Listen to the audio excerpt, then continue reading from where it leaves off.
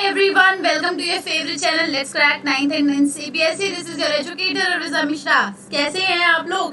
कैसी चल रही है आपकी तैयारी और कैसे चल रहा है आपके बोर्ड के एग्जाम्स का डर? आई होप सब कुछ बढ़िया चल रहा होगा, लेकिन डर वाली चीज अगर अनअकैडमी की स्टूडेंट है तो नहीं चल रहा होगा, क्योंकि अनअकैडमी है इंडिया का लार्जेस्ट लर्निंग प्लेटफॉर्म। अनअकैडमी आपको देती है डेली लाइव क्लासेस, देता है। Unacademy is a feminist. Okay, so Unacademy gives you daily live classes, live tests and quizzes, structured courses and unlimited access to these courses. If अगर आपने कोई class miss कर दी, unlimited access का क्या मतलब होता है? This is the best benefit I find कि अगर जैसे कि पहले क्या होता था, हम कोई क्लास मिस कर देते तो पूरा का पूरा कॉन्सेप्ट गोल हो जाता था, कुछ समझ नहीं आ रहा है क्या चल रहा है आगे।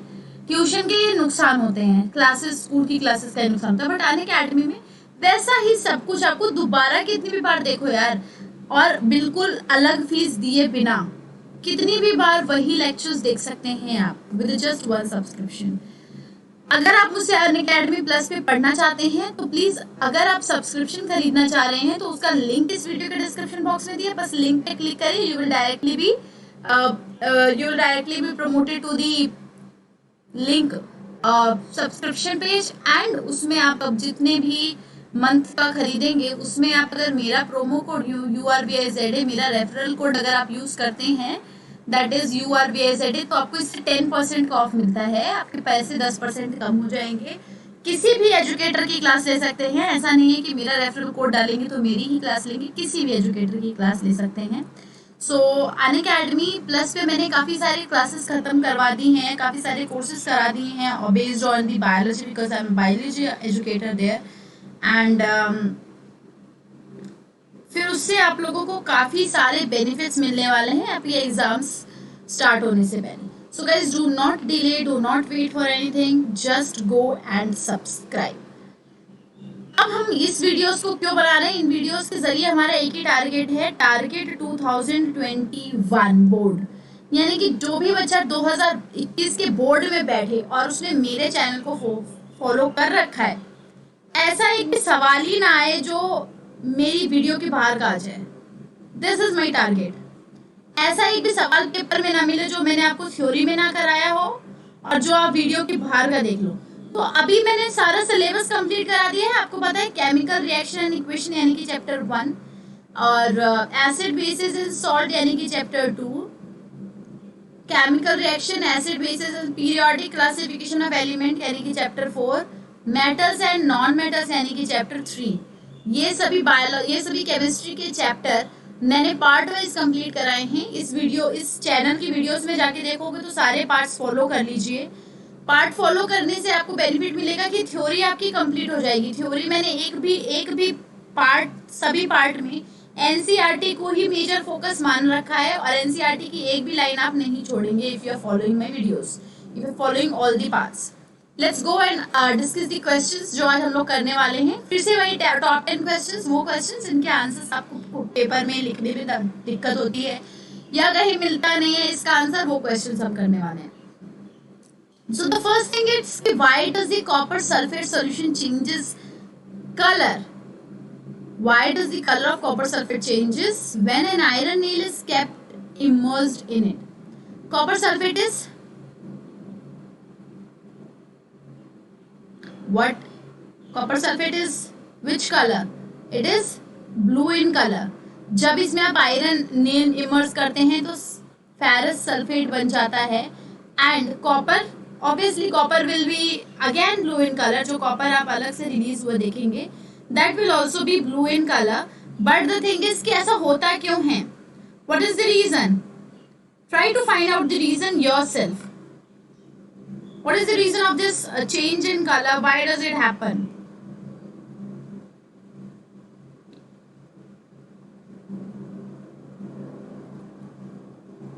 क्या हो जाता है? इस सॉल्यूशन का कलर क्या हो जाता है, ये बताइए मुझे। ब्लू से ये किस कलर में चेंज हो जाता है? It changes to green colour, right? It changes to green colour. Okay, what is the reason? The reason is in your reactivity series.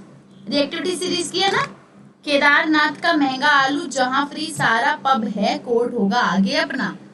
तो reason you can see because the iron replaces, this is the answer. 1 mark का question आएगा ये, so लिख दीजिएगा because the iron replaces copper which is less reactive than iron.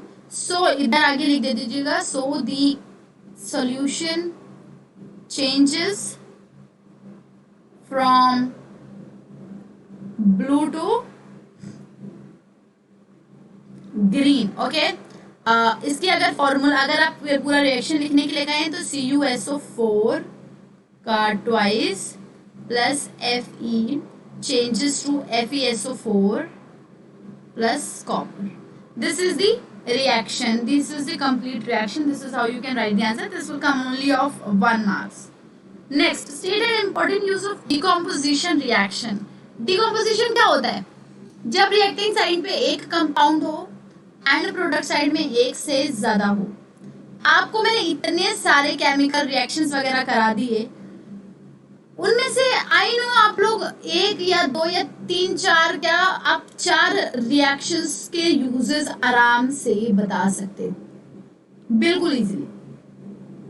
देखिए 4 decomposition reaction के uses हैं। पहला तो मैन्युफैक्चर ऑफ सीमेंट यानी कि कैल्शियम ऑक्साइड। आपको पता है कैल्शियम कार्बोनेट को जब आप हीट करते हो तो कैल्शियम का ऑक्साइड बनता है, कार्बन डाइऑक्साइड गैस रिलीज होती है, तो ये क्या है? Decomposition reaction. सीमेंट जो आप अप्लाई करते हैं वो भी, इसका भी यही फॉर्मूला होता है, कैल्शियम का ऑक्साइड। कैल्शियम का ऑक्साइड बना। Extraction of metal from its oxides. आपको पता है अगर सोडियम का ऑक्साइड है, सोडियम का ऑक्साइड है, इसमें से इसकी ऑक्साइड रिमूव करके हम लोग अलग से सोडियम बना सकते हैं, और this we can remove this gas, oxygen gas अलग कर देंगे, कुछ भी डिकम्पोजिशन करके। ये भी एक्सट्रैक्शन आप क्या करते हैं, या तो आप इसको रोस्टिंग वगैरह करेंगे, एक्सट्रैक्शन ऑफ मेटल्स को अलग निकालने में हेल्प करेगा डिकम्पोजिशन रिएक्शन। और व्हाट एल्स और AgCl आपको पता है ना, सिल्वर क्लोराइड, वेरी फेमस। क्या काम होता है इसका? What is the use? इसका डिकम्पोजिशन करते हैं सनलाइट की प्रेजेंस में, Ag will be separated and chlorine will be separated अगर आप डिकम्पोजिशन करेंगे तो। Relief from acid in digestion. जो एसिड्स आपके बॉडी में बन रही है, जब भी आप इसको इनडाइजेशन को रिलीव कराना चाहते हैं, व्हाट यू डू, हमारे बॉडी में क्या चल रहा है? डिकम्पोजिशन रिएक्शन चल रहा है, जिससे हमारी बॉडी का जो HCl है उसमें से hydrogen will get removed, decompose हो जाएंगे, then gases will release and chlorine will be away from that. So इसमें भी हम यूज करते हैं थर्माइट, वेल्डिंग में भी हम यूज करते हैं, वेल्डिंग में भी obviously we use the decomposition reaction. This was all. Third question पे चलते हैं। What are antioxidants? नाउ ये एंटीऑक्सीडेंट्स के एग्जांपल तो आपकी बुक में हैं, बट एंटीऑक्सीडेंट्स की डेफिनेशन नहीं है। और ये पूछा है why are they added to fat and oil containing foods? इनको फैट और ऑयल कंटेनिंग फूड में क्यों रखा जाता है एंटीऑक्सीडेंट्स को? सो गाइस, एंटीऑक्सीडेंट्स क्या काम करते हैं? जो फैट एंड ऑयल फूड में होते हैं वो ऑक्सीडेशन से प्रोन होते हैं। आपको मैंने बताया था कि जिस भी खाने में तेल वगैरह होता है उसका ऑक्सीडेशन बहुत जल्दी होता है। So these substances react with oxygen to produce peroxide, और ये जागते हैं, ये ऑक्सीजन के साथ जो एंटीऑक्सीडेंट्स हैं ये क्या करेंगे? ऑक्सीजन के साथ चले जाएंगे और ये बना देंगे पेरोक्साइड, एंड दस spoil the nutrition. The substance reacts, अच्छा फैट्स की जो सब्सटेंस है वो रिएक्ट करेंगे ऑक्सीजन के साथ और ये स्पॉइल कर देते हैं फूड के अपीयरेंस को। एंटीऑक्सीडेंट्स क्या करता है? जब इसको फूड में ऐड करते हैं ये प्रिवेंट करता है oxidation of food oil and this increases the shelf life of food. ये अगर आप इसको फूड में ऐड करते हैं तो ये ऑक्सीडेशन होने से बचाता है और ये हमारी फूड की लाइफ को इंक्रीज करता है। So fats and oils in food are prone to oxidation, these substances react with oxygen. ये फैट्स और ऑयल ये ऑक्सीजन के साथ रिएक्ट करते हैं और पेरोक्साइड बना देते हैं, दस ये स्पॉइल कर देते हैं हमारे खाने की वैल्यू को, न्यूट्रिशन वैल्यू को और अपीयरेंस को भी। इस टर्म को क्या कहते हैं? ये जो होता है इसको हम लोग कहते हैं रेंसिडिटी। रेंसिडिटी कहते हैं जो खाना खराब हो जाता है with because of the oxidation of the food. Fourth question actually, in the following reaction, जो रिएक्शन हो रहा है, हाँ ये बहुत इंपॉर्टेंट क्वेश्चन है। पता क्या होता है, बच्चों को समझ ही नहीं आता है कि किस तरफ वाले को लिखें कि ये ऑक्सीडाइज हो रहा है, या इस तरफ वाले को लिखें कि ये रिड्यूस हो रहा है, या फिर इस तरफ वाले को लिखें। तो this is the most confusing thing which student find. तो इस क्वेश्चन से उनकी कंफ्यूजन दूर होने वाली है। ये रिएक्शन आप देखिए ध्यान से, इसमें लेड है, सल्फर है, हाइड्रोजन है, ऑक्सीजन है। इधर लेड के साथ सल्फेट लग गया एंड हाइड्रोजन के साथ ऑक्सीजन एक रह गया। अभी आपको इसमें से बताना है इसमें रिड्यूस क्या हो रहा है और इसमें ऑक्सीडाइज कौन सा हो रहा है। रिडक्शन क्या होता है, या तो किसी में हाइड्रोजन ऐड हो जाए या तो कहीं से ऑक्सीजन रिमूव हो जाए,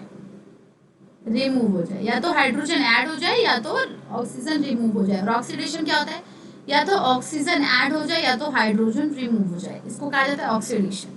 सो चलते हैं देखते हैं विच substance is reduced.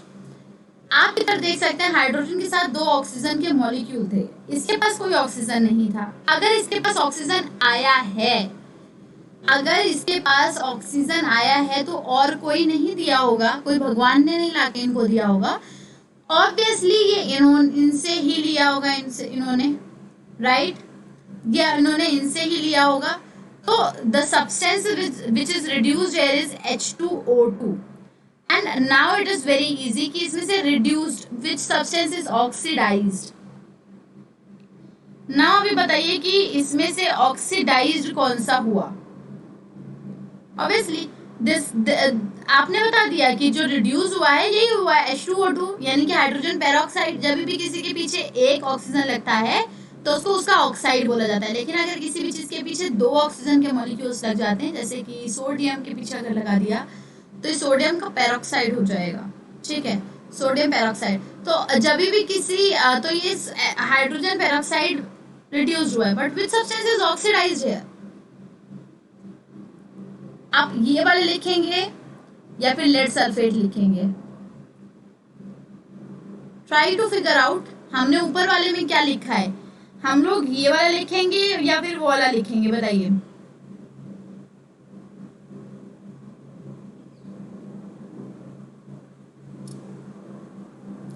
What we are going to write? Lead sulfide.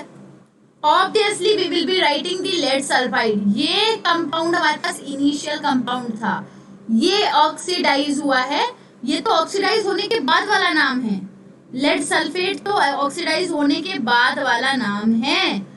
जो इस तरफ लिखा है वो सब्सटेंस ऑक्सीडाइज हुआ है, तो हम लोग लेड सल्फाइड ही लिखेंगे। इसको लिखा जाता है, हिंदी में बोल रही हूँ मैं, lead sulphide you can call it. And if नाम लिखने के लिए बोल दिया जाए तो आप इसको हाइड्रोजन पेरोक्साइड बोल सकते हो, ठीक है। Give an example of an oxidation reduction reaction which is also a combination reaction. Okay, यानी कि ऑक्सीडेशन रिडक्शन दोनों लिखा है, यानी कि रिडॉक्स रिएक्शन भी हो और कॉम्बिनेशन रिएक्शन भी हो। अरे यार मेरे को तो नाम ही याद आ गया इसको सुनते ही, मेरे को तो बहुत सारे रिएक्शन के नाम याद आ रहे हैं। I don't know you all are remembering it और not. When copper combines with oxygen, it is forming copper का oxide. It is a combination reaction. When magnesium reacting with oxygen, it is forming magnesium का oxide. When sodium reacting with oxygen, it is forming sodium का oxide. What are all these things? यहाँ पे इसका तो reduction हो रहा है, इसका ऑक्सीडेशन हो रहा है। Obviously this is a redox reaction also and this is a combination reaction also. अभी रिडॉक्स भी हो और डिस्प्लेसमेंट भी हो। नाउ टेल मी, अभी आपने वो जो पुराना किया था वो भी लिख सकते हो आप, लेड सल्फाइड वाला। When lead sulphide reacts with what, hydrogen peroxide, it gives lead sulphate and H2O। ये भी लिख सकते हैं। डिस्प्लेसमेंट ऑब्वियसली ये इसके साथ हो गया है एंड इसकी तरफ से कुछ नहीं, no no no, this is not, this is हाँ the displacement, okay double displacement में नहीं बोला, ठीक है। So you can write that also and you can write this reaction also. Copper का ऑक्साइड जब हाइड्रोजन के साथ रिएक्ट कर रहा है, डिस्प्लेसमेंट बोला है, नॉट डबल डिस्प्लेसमेंट। तो ये ऑक्सीजन चला गया उसके पास, हाइड्रोजन के पास वाटर बनाने। कभी भी किसी मेटल की ऑक्साइड को आप जब भी हाइड्रोजन गैस उसमें से रिएक्ट करवाएंगे और हीट उसमें सप्लाई करेंगे, आपने भी पिछले वाले क्वेश्चंस में मैंने बताया था ना, वेन एवर किसी भी रोस्टिंग वाला स्लो प्रोसेस मैंने आपको बताया था कि चलो बहुत पीछे चला गया, let's not go that far, but मैंने बताया था ना किसी भी मेटल, वो जो यूजेस बताया था डिकम्पोजिशन रिएक्शन के लिए, वो यूजेस में भी आप देख सकते थे, ठीक है।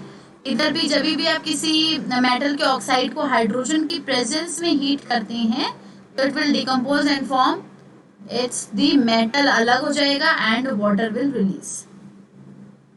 Hair hydrogen displaces copper to form di hydrogen oxide. अच्छा, यहाँ पे हाइड्रोजन क्यों डिस्प्लेस कर देता है कॉपर को, क्यों कामयाब हो पाया? Because of the reactivity series reason.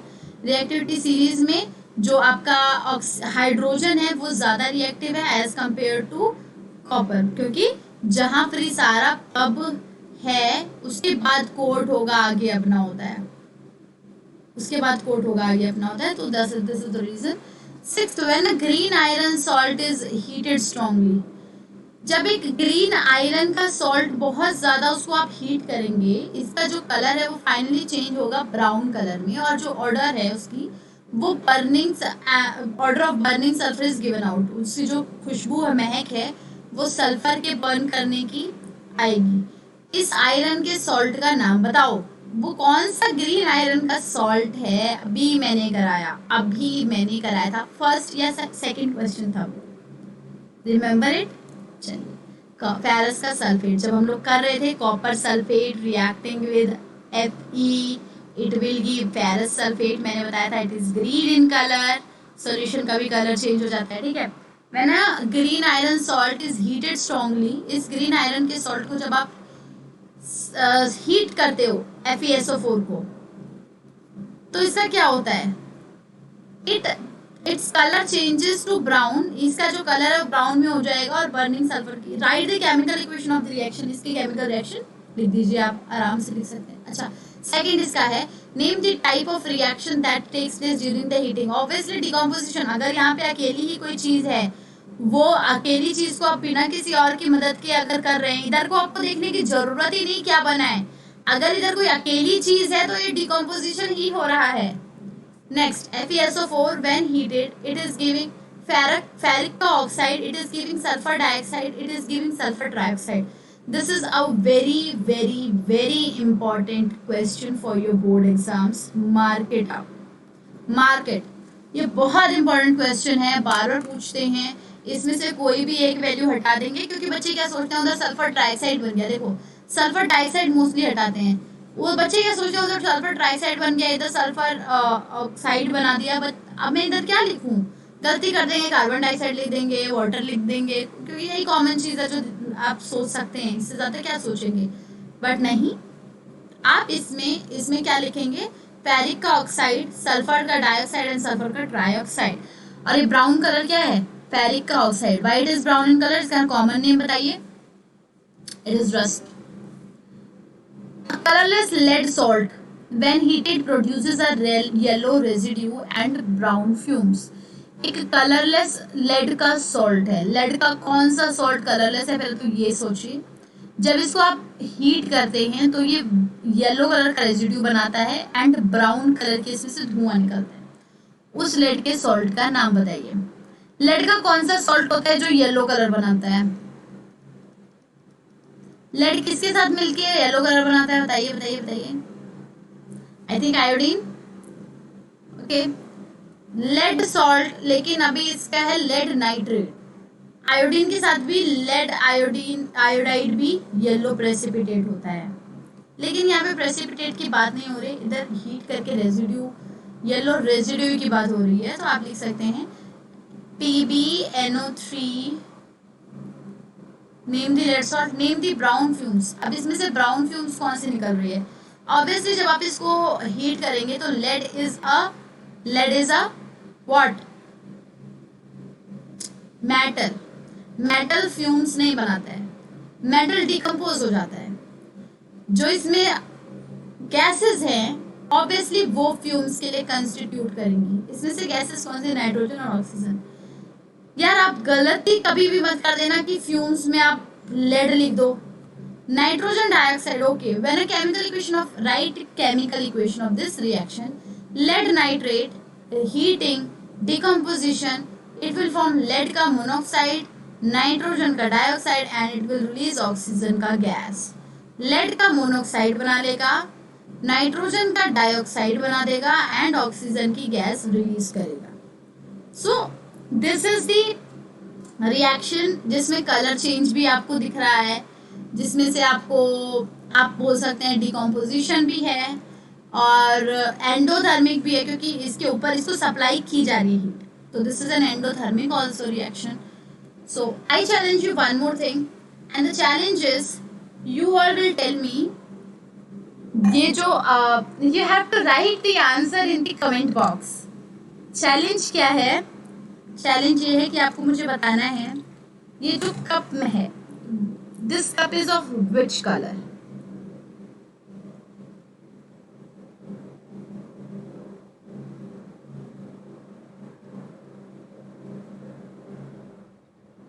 You have to tell me the answer कि ये कप किस कलर का है in the comment box.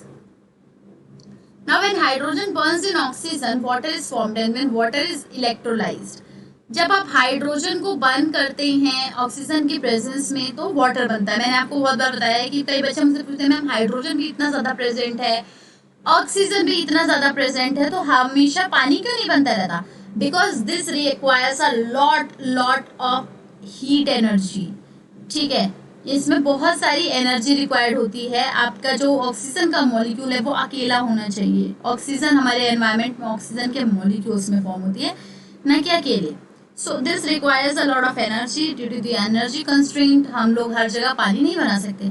Water is formed and when water is electrolysed. अब जब इस वाटर को आप इलेक्ट्रोलाइज करेंगे, यानी कि इसमें इलेक्ट्रोलाइसिस. अच्छा ये बताइए, electrolysis is also what kind of reaction? अगर मैं किसी भी एरो के ऊपर इलेक्ट्रोलाइसिस लिख रही हूँ ना बच्चों, तो वो होता है सिंपली डिकम्पोजिशन रिएक्शन. हीट लिख दूं, वो भी डिकम्पोजिशन रिएक्शन होता है. इलेक्ट्रोलाइसिस करा रही हूँ तो वो भी डिकम्पोजिशन रिएक्शन होगा. तो इलेक्ट्रोलाइसिस तो बहुत बहुत ज्यादा कॉमन है कि electrolysis is only going to decompose the things. तो जब भी आप इस वाटर के अंदर से बिजली का झटका कराते हैं तो hydrogen and oxygen are produced. What type of reaction takes place? In the first case, पहले केस में जो हाइड्रोजन को आप करवा रहे हो ऑक्सीजन के साथ, तो H2O बन रहा है. This is a combination reaction. दो मिलके एक बन गए. Obviously this is a combination reaction. There is not any doubt in it.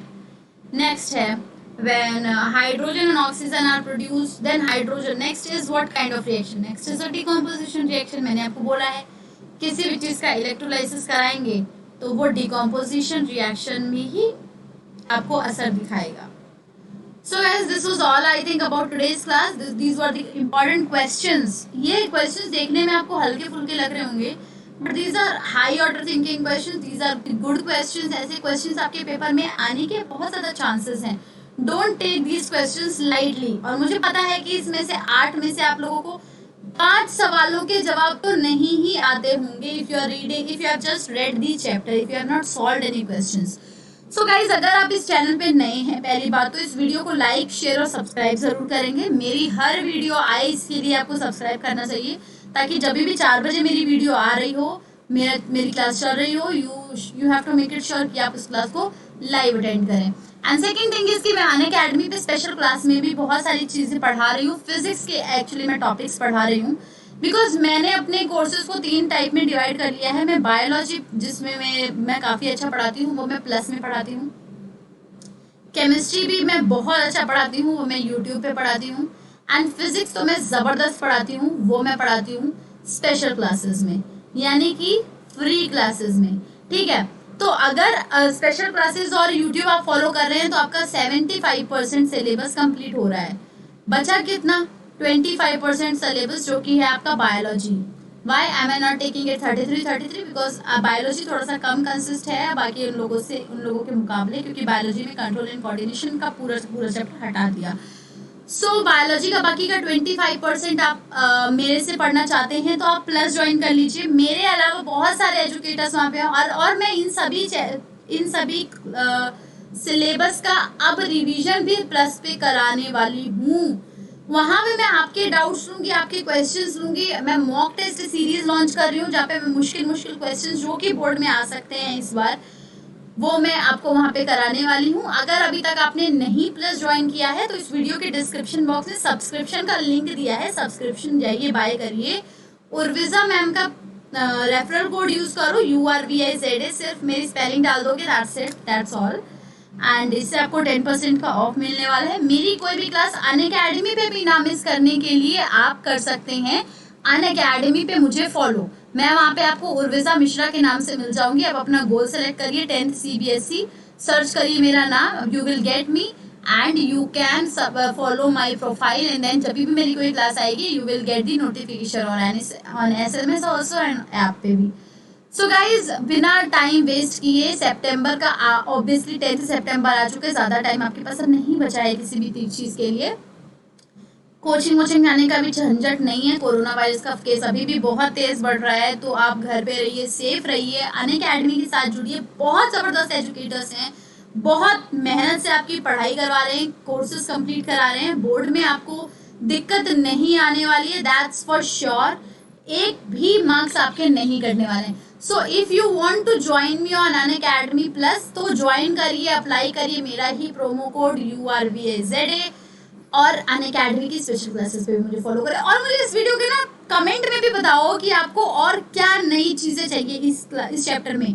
अभी तो मैं NCERT के टेक्स्ट से जो डायरेक्ट क्वेश्चन बन रहे हैं वो करा रही हूँ, इसके बाद मैं एग्जाम्पलर भी करवाऊंगी और उसके बाद में कुछ बढ़िया बढ़िया बेहतरीन मॉक टेस्ट की भी सीरीज लॉन्च करूंगी, जो कि कई सारे ऐसे पब्लिशर हैं बहुत बेहतरीन मॉक टेस्ट लॉन्च करते हैं हर साल, तो मैं उन सबको अपनी वीडियोस में डिस्कस करूंगी। ये तो यार फ्री है, क्या करना है आपको, ज्यादा से ज्यादा शेयर करना है ना, तो ताकि हमें एनकरेज करो, हमारा और हौसला बढ़ाओ। तो इस वीडियो को एनकरेज करिए यार, इस हमारे इनिशिएटिव को एनकरेज करिए, इससे पहले कि हम we feel like nobody is watching us, nobody wants that this series, make us feel that you want us. Bye everyone, meet you tomorrow at 4 PM। और अनअकैडमी पे मैं एक टाइम फिक्स है, मैं 6:30 पे एवरीडे लाइव आती हूँ special class में। तो अनअकैडमी पे अगर आप मुझसे मिलना चाहें तो 6:30 PM शाम के 6:30 बजे रोज मैं लाइव आती हूँ, वहां पे मुझे फॉलो करिएगा। Thanks a lot, bye guys, see you tomorrow.